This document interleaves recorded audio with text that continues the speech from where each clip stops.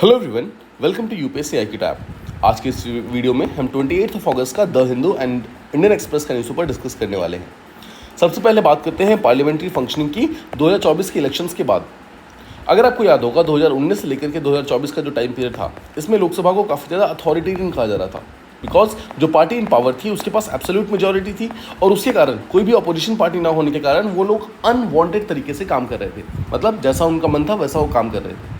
तो जब 2024 का इलेक्शन हुआ उसमें ऐसा देखा गया कि रिजल्ट ने एक बहुत बड़ा शिफ्ट देखा, जहाँ पर जो पावर डायनेमिक्स था वो टोटली शिफ्ट हो गया, बिकॉज बीजेपी ने अपनी मेजॉरिटी लूज कर दी, जिसके कारण जो हमारा लोकसभा है वहाँ पर एक बैलेंस्ड कॉम्पोजिशन आ गया रूलिंग पार्टीज और अपोजिशन पार्टीज का।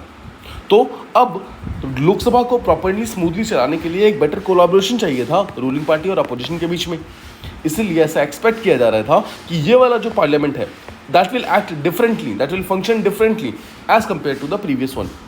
लेकिन जो अभी कुछ इनिशियल सेशंस हुए हैं उसमें ऐसा देखा गया है कि अभी भी काफ़ी ज़्यादा अथॉरिटेरियन कंट्रोल करने की कोशिश की जा रही है रूलिंग पार्टी के द्वारा अपोजिशन पार्टीज़ को या फिर ओवरऑल पार्लियामेंट्री प्रोसीजर्स को। अभी भी जो बेसिक और जो रेगुलर लेजिस्लेटिव प्रोसीजर्स है उसको बाईपास करने की कोशिश की जा रही है। कैसे समझते हैं? सबसे बड़ा चैलेंज देखा गया है कि जो रिसेंट बजट सेशन था उसमें हमने ये देखा है कि बहुत सारा जो बिल्स वगैरह थे, बहुत सारी चीज़ें थी, उसको विदाउट एनी डिबेट, बिना किसी बातचीत के उसको डायरेक्टली पास करने की कोशिश की गई थी। यहाँ तक कि जो हमारा यूनियन बजट है उसको भी यहाँ पर बिना किसी डिबेट के पास किया गया था। ये क्या शो करता है? It shows a lack of transparency, a lack of accountability. इसके अलावा अगर आप ऑर्डिनेंसेस की बात करें तो गवर्नमेंट ने ऑर्डिनेंसेस के थ्रू लॉज को लाना स्टार्ट कर दिया है। ऑर्डिनेंसेस सब जानते हैं ये रेयरली यूज्ड एक मैकेनिज्म हुआ करता था और इसको कॉन्स्टिट्यूशन में इसलिए डाला हुआ था ताकि अगर पार्लियामेंट पावर में ना हो या फिर पार्लियामेंट सेशन में ना हो उस समय हम ऑर्डिनेंस का इस्तेमाल कर सके। लेकिन गवर्नमेंट यहाँ पर इसको एक अलग तरीके से इस्तेमाल कर रही है, जहाँ पर जो रेगुलर पार्लियामेंट्री प्रोसीजर्स हैं, जो डिबेट्स हैं, स्क्रूटनाइजिंग है, उन सबको बाईपास करके अचानक से ऑर्डिनेंसेस को लाने का जो वो प्रक्रिया है उसको अभी भी यहाँ पे गवर्नमेंट ने चालू किया हुआ है ना। उसके कारण बहुत सारे कंसर्न्स उठते हैं ऑब्वियसली कि जो हमारे डेमोक्रेटिक प्रैक्टिसेस हैं, जो हमारे डेमोक्रेटिक प्रिंसिपल्स हैं, क्या वो सही तरीके से फंक्शन कर रहे हैं या फिर नहीं कर रहे हैं। अब अगर हम अपोजिशन की बात करें तो ऑब्वियसली इस पर्टिकुलर ईयर, इस पर्टिकुलर सेशन में हमारे पास एक स्ट्रॉन्गर और एक बेटर अपोजिशन है लोकसभा के अंदर, जो कि ऑब्वियसली अपनी आवाज़ भी उठाने की कोशिश कर रही है, लेकिन उसको ऑब्वियसली रूलिंग पार्टी के द्वारा रेजिस्टेंस उनके अगेंस्ट किया जा रहा है। अगर आप ध्यान से देखें तो अभी भी बहुत सारे अपोजिशन पार्टीज़ के एमपीज जो है उनको सस्पेंड किया गया है because of their unruly behaviour. उसके कारण भी कहीं ना कहीं अपोजिशन पार्टी और रूलिंग पार्टी में टेंशन्स बहुत ज़्यादा इंक्रीज़ हो गए हैं, कॉन्फ्रंट्रेशंस बहुत ज़्यादा इंक्रीज़ हो गए हैं, राइट। अगर आप बिल्स वगैरह की बात करें तो बहुत सारे ऐसे बिल्स हैं जो कि बिना किसी डिबेट के, बिना किसी कंसल्टेशन के उसको पास करने की कोशिश की गई है। अभी आप रिसेंट एग्जांपल देख लीजिए ब्रॉडकास्ट रेगुलेशन बिल का, उसको कंट्रोवर्सी के बीच में लाया गया, उसके थ्रू मीडिया फ्रीडम को कर्व करने की कोशिश की गई और ऑब्वियसली इसको बिना किसी डिबेट के पास कर दिया गया। वो तो अपोजिशन की लगातार जो स्क्रूटनाइजिंग थी उसके कारण इस पर्टिकुलर बिल को जॉइंट पार्लियामेंट्री कमेटी के पास भेजना पड़ा, नहीं तो शायद इस चीज़ को भी नहीं भेजा जाता। अब अगर हम पार्लियामेंट्री कमेटी की बात करें तो पार्लियामेंट्री कमेटी की इंपॉर्टेंस बहुत ज़्यादा है पार्लियामेंट में, बिकॉज वही लोग जो हैं वो बिल्स को स्क्रूटनाइज करते हैं, थॉरो एग्जामिनेशन करते हैं बिल का और वो देखते हैं कि क्या ये बिल सच में पास किए जाने लायक है कि नहीं। लेकिन रूलिंग पार्टी किसी पर्टिकुलर बिल को पार्लियामेंट्री कमेटी तक पहुँचने देना नहीं चाहती है, राइट। उसके कारण बहुत सारी कमेटीज ऐसी हैं जो कि प्रॉपरली फंक्शन नहीं कर पा रही है, इफेक्टिवली फंक्शन नहीं कर पा रही है, राइट। उनके थ्रू भी डेमोक्रेटिक प्रैक्टिसेस कहीं ना कहीं अंडरमाइन होती जा रही है। तो इन चीज़ों को फिर से एक बार अपलिफ्ट करना बहुत ज़रूरी है ताकि पार्लियामेंट्री कमेटी अपना काम सही तरीके से कर पाए। अब अगर हम मीडिया कवरेज की बात करें तो पार्लियामेंट को जिस तरीके से पोर्ट्रे किया जा रहा है वो भी बहुत ज़्यादा क्रिटिसाइज़ किया जा रहा है ना। देखो, पार्लियामेंट को जब भी आप देखोगे तो आपको हमेशा वहाँ पर डिस्ट्रप्शंस दिखेंगे, आपको कॉन्फ्रंटेशंस दिखेंगे, वहाँ पर आपको बातचीत होते हुए डिबेट्स, डिस्कशंस ये सब नहीं दिखेंगे बिल्कुल भी। हमारा आज का parliament is not the same जैसा हमारा पहले पार्लियामेंट हुआ करता था। उसके कारण भी जो ये पर्टिकुलर ऑथर हैं वो बात करते हैं कि एक रिस्पॉन्सिबल मीडिया कवरेज होनी चाहिए, एक ऐसा रिस्पॉन्सिबल मीडिया कवरेज जो कि लेजिस्लेटिव प्रोसेस को हाईलाइट करे, ना कि उनके बीच की कॉन्फ्रंटेशन को, राइट। बिकॉज इससे एक खराब पब्लिक परसेप्शन भी बनता है कि हमारे ही कंट्री के जो एमपीज एमएलएज हैं वो आपस में फाइट कर रहे हैं, they are wasting their times but they are not focusing on improving the bills या फिर improving the life of the citizens, right. So उम्मीद करता हूँ ये चीज़ आपको प्रॉपरली समझ आ गई है। Let's talk about the second news, जहाँ पर हम बात करते हैं इंडियन मेट्रोलॉजिकल डिपार्टमेंट की। क्या उसको अपग्रेड की ज़रूरत है? क्या उसको बेटर रिसर्च इंटीग्रेशन की ज़रूरत है?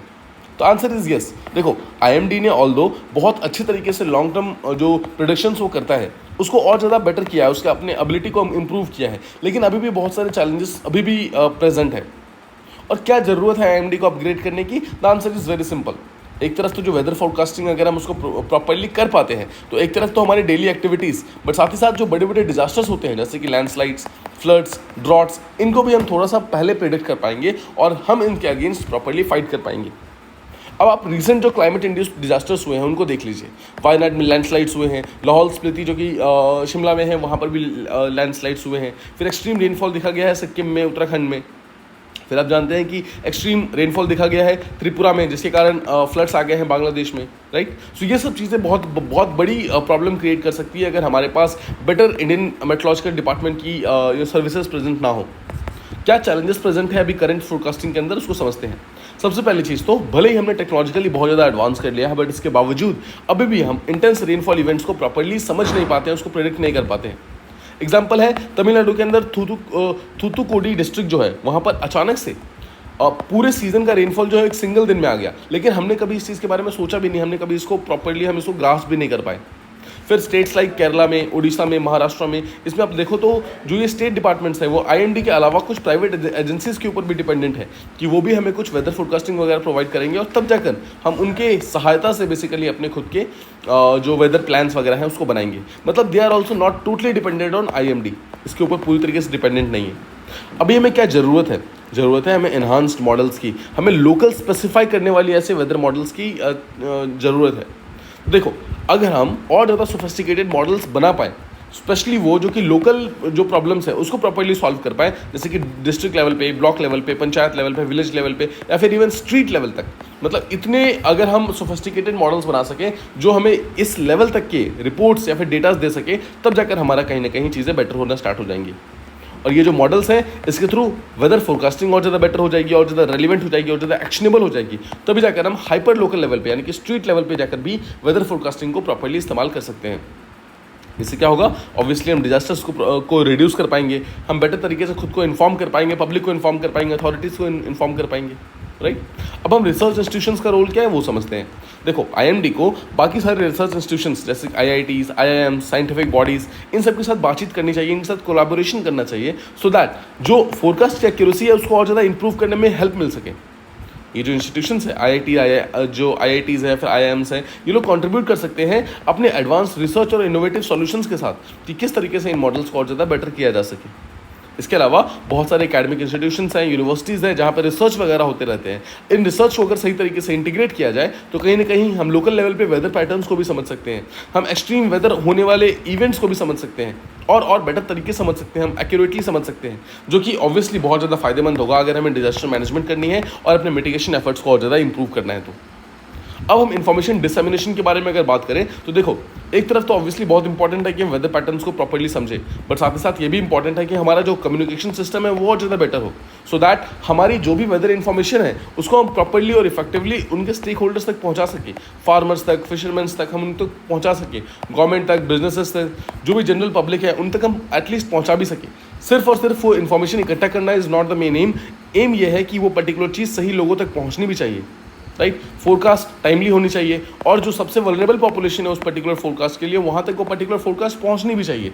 अगर लेट्स से कि हमने सब कुछ रिकग्नाइज कर लिया, हमने समझ लिया, अंडरस्टैंड कर लिया, बट हम उसको प्रॉपर्ली पहुँचा नहीं पाए, again it is of no use, right. So ये दोनों चीज़ें काफ़ी ज़्यादा इंपॉर्टेंट है। उम्मीद करता हूँ आपको ये चीज़ प्रॉपर्ली समझ आ गई कि IMD के अपग्रेड करने की क्या ज़रूरत है यहाँ पर। Now let's talk about FDC, that is fixed dose combination drugs.